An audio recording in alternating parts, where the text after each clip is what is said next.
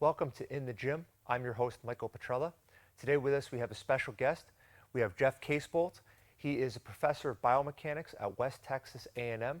He is also a co-owner and director of research for DynaVox. Jeff, thank you for being on the show. Welcome. Thank you for having me. So the first thing that I want to talk about is how did you get into the fitness industry? What was your inspiration and a little bit about your journey? It started in high school for me. I was an athlete, played 4 different sports, had an injury immediately after high school. It involved with strength imbalances.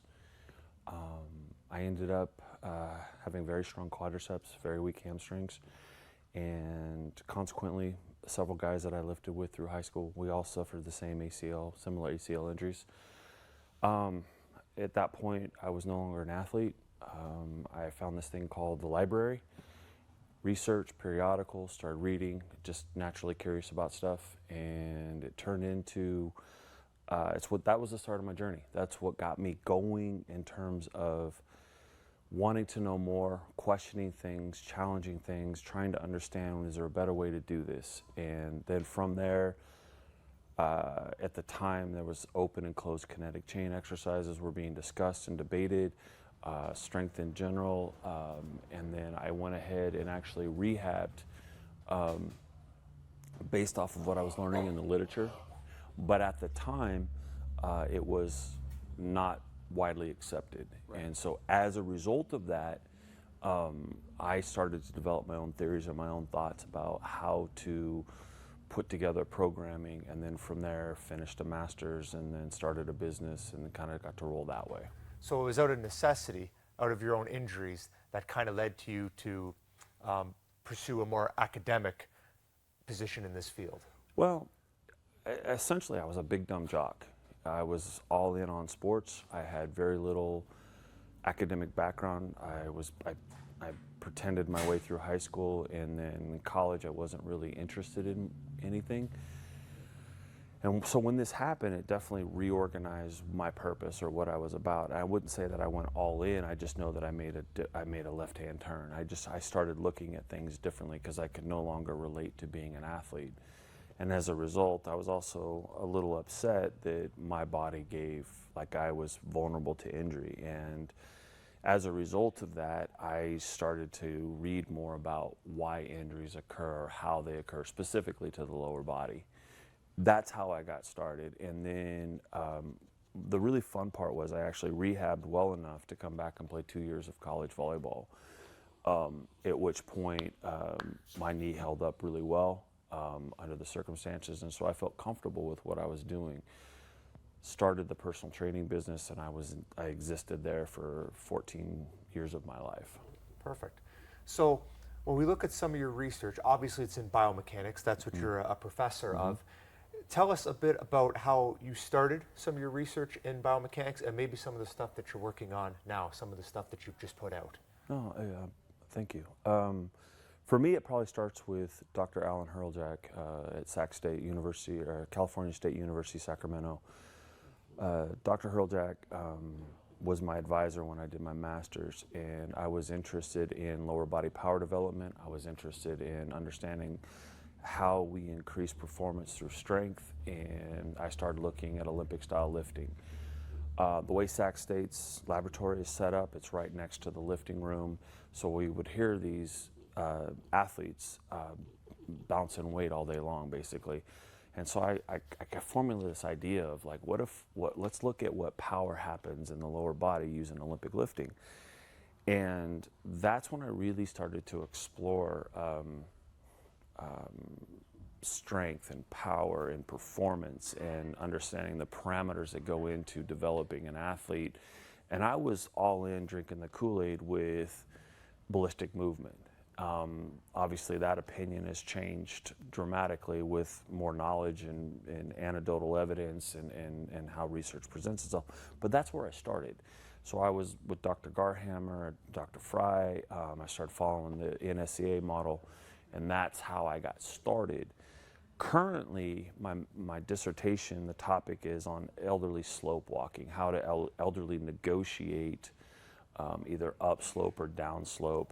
And then I'm also indirectly involved with stair negotiation for elderly and looking at how mechanics change as a result of. How I ended up in elderly, I went to do my PhD in ACL. The school that I was at, TWU in Denton, Texas, ended up getting a grant, and it shifted the entire focus of our laboratory. And it was a blessing in disguise. I probably wasn't real happy about it at the time, but it ended up being a blessing. And so essentially we're talking about fall prevention in the elderly. Yes, sir. Indirectly, what we did is we looked at the mechanics of how an elderly person negotiates either up a slope or down a slope or upstairs, downstairs, and when a fall is likely to occur.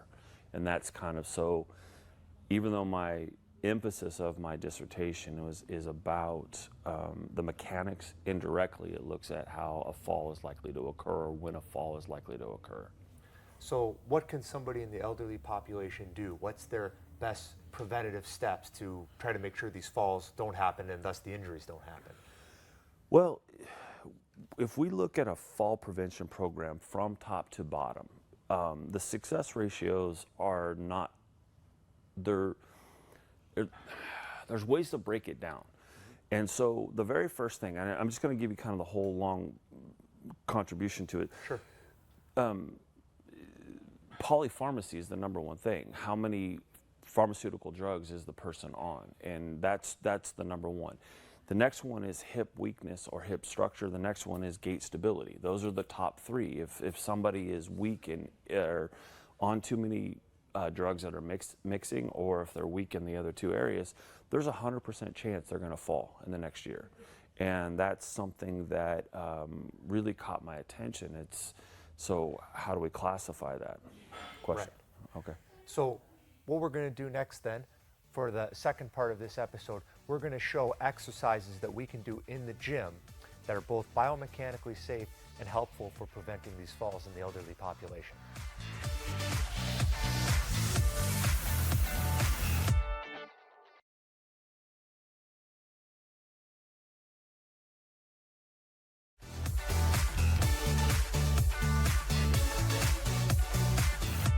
So the first exercise we're going to demonstrate is movement around the ankle. Now, we're going to use this seated calf raise machine that's in most gyms. One of the reasons that we're doing seated as opposed to standing, especially when we're talking about the elderly population, is we might not want to vertically load the spines. On this, we can put the load through the quadriceps. Now, this is a little bit different than the machine that Jeff makes. It's just one plane of motion instead of two, but again, you'll be able to find this at most gyms. So I'm going to get Nicole to initiate the motion. And Jeff, if you can kind of explain what we're doing here, what we're trying to strengthen.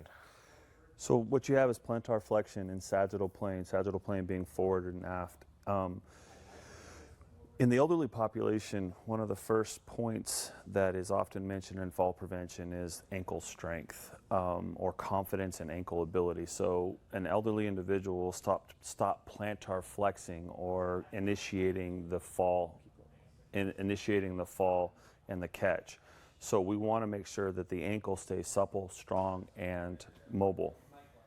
And as Nicole's going here, we always want to go pretty close or to muscular failure. Now, if we're dealing with someone who's just starting in the resistance training, you might want to make it easier, but Nicole is well trained. We're going to do two more here, Nicole. Really come up, really come up. Yep. Last one. Right to the top, right to the top, right to the top. Perfect. Again, the goal in most exercise is you have to work relatively hard, but that doesn't mean that it shouldn't be safe, and the forces on the body, most specifically the joints, should be lowered if possible.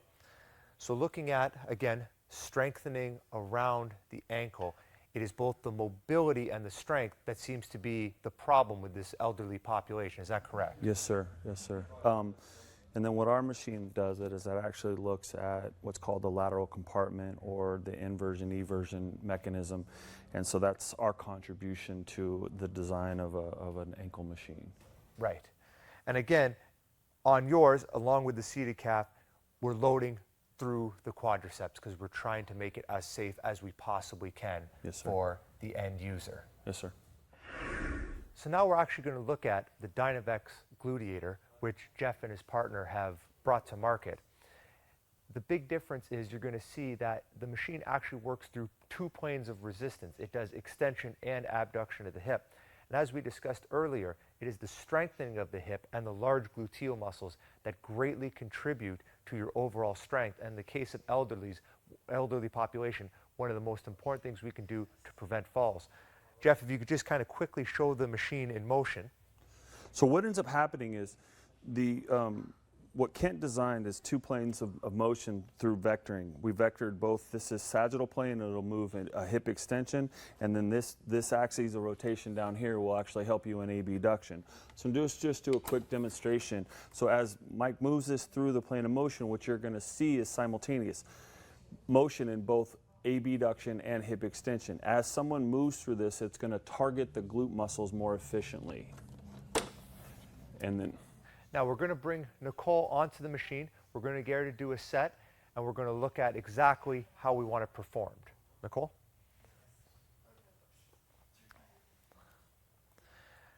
Now as Nicole puts the belt on, again, with every single point of rotation exercise machine, we're always looking to have the axis of her joint, in this case her hip, in line with the axis of rotation of the machine. On this machine, it's very, very easy. It just comes straight across. I'm going to get you to start performing some repetitions, Nicole. That is absolutely perfect. Now, Jeff, maybe you can explain a little bit about what is going on here from a biomechanical standpoint. So one of the misnomers about the gluteal complex is that the abduction is primarily controlled by gluteus minimus and medius and minimus. When the hips are actually flexed near 90 degrees, the maximus becomes the primary or agonistic hip abductor. So as we move through extension and abduction, we're creating almost two birds with one stone effect. We're giving more taxation to the gluteus maximus, and that's one of the reasons why the contraction is so intense and isolated to the gluteus maximus. And then as you reach full extension, pen at the bottom, what you'll find is you'll find the upper gluteal and some of the medius and minimus will start to become agonistic at that point. Perfect. Keep going here, Nicholas. We've got a couple more reps to go here. Again, working quite hard. Like most exercises, you'll find that as the person continues, the range starts to want to shorten up. We're always fighting for that full range of motion every single repetition. Keep going. We'll do two more here, Nicole. Right out, squeeze, make that pause. Good. One more, you can do this. Right out. Perfect. Perfect. I'm just going to let Nicole out of the machine. Again, all of her repetitions, very, very smooth. We're always trying to control the turnarounds at the top and the bottom. We never want to be slamming any weights. Now, we talked briefly about the safety of what we're trying to accomplish here. I noticed that there might not be a gigantic amount of range, but there's a lot of activation in the glutes. Maybe talk a little bit about why you've had it to shorten up a little bit in terms of injury prevention. Well, the real reason we shortened it up was looking at the averages in terms of the anthropometric or anatomical averages, and then working within a safety of rep zones, not rep zones, but range of motion zones. So by shortening it up, what we actually do is intensify the contraction, take it through full range of motion, and we also added an isometric at the end where there's a stopper. For the average person, this is plenty of range of motion. We've only encountered a few individuals that wanted to actually increase the range of motion. But from a safety standpoint, it makes a lot of sense to keep within this range of motion. And that makes perfect sense. We're always looking at exercise from a safety perspective first. There are plenty of exercises out there that do activate a large amount of muscle, and they will produce results. But whenever we're looking at the cost versus reward ratio, if there's a possibility of causing any sort of long-term injury, long-term harm, or even acute injuries that can get you out of the gym, this is going to decrease your overall results when we're talking about amount of time. If we spend 6 months out of the gym because we've caused an injury in it, we're really not getting where we want to go. So again, I think when you've produced these exercise machines and the way that we've had them performed, we're always focusing on safety as one of the primary key considerations. I think that's going to give everyone the best results, and it's going to keep you in the gym longer and hopefully keep a certain amount of longevity for your training.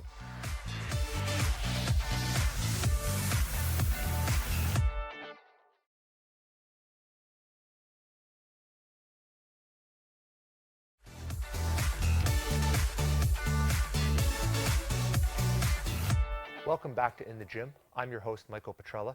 Now, we just had an actual demonstration of what someone can do to strengthen the musculature around their ankles and the musculature around their hips to hopefully help prevent falls.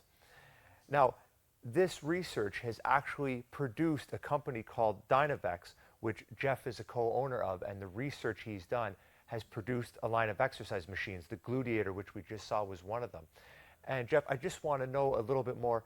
How did this turn into a company? How did we take this research and say, hey, we need a better tool for helping people?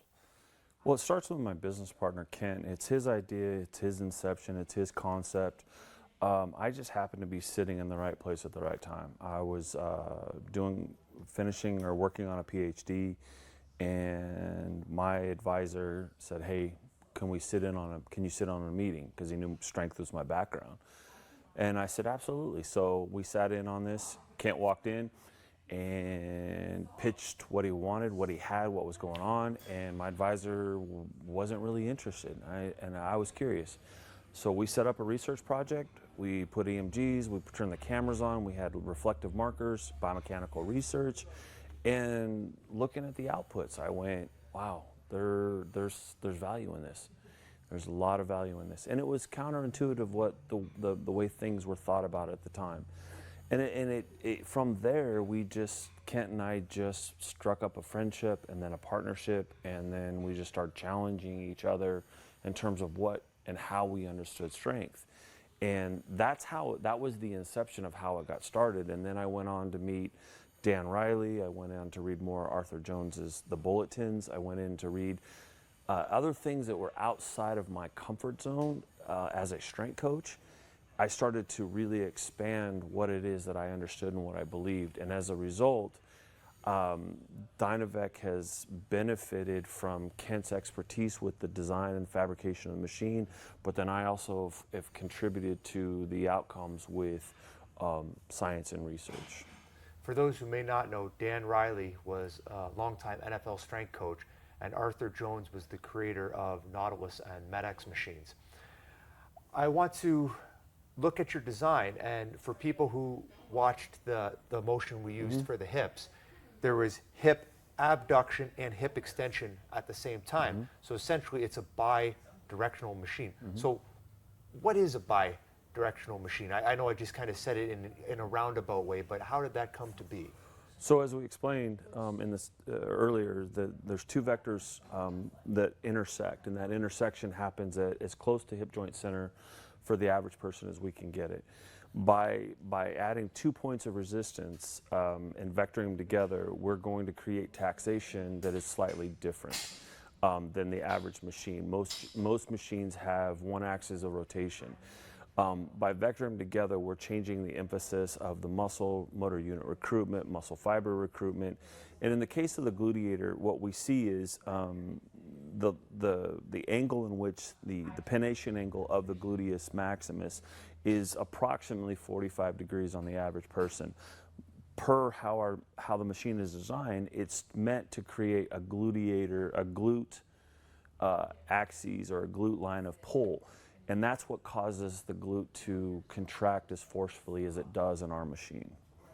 For the ankle, it's slightly different. What we've done is we've paired inversion and plantar flexion and eversion and dorsiflexion. So I'll talk about the latter first. The peroneal muscles, the lateral compartment of the ankle, those get emphasized on our ankle machine. And those are muscles that are often neglected in a strength environment. Most gyms have plantar flexion and maybe dorsiflexion. By incorporating that eversion and inversion, what we start to see is strength about a joint that is the first to interact with the ground. In the elderly, it's important because plantar flexion and ankle stability is one indication of when people start to actually change their gait mechanics. They go from an ankle-knee strategy to a hip strategy.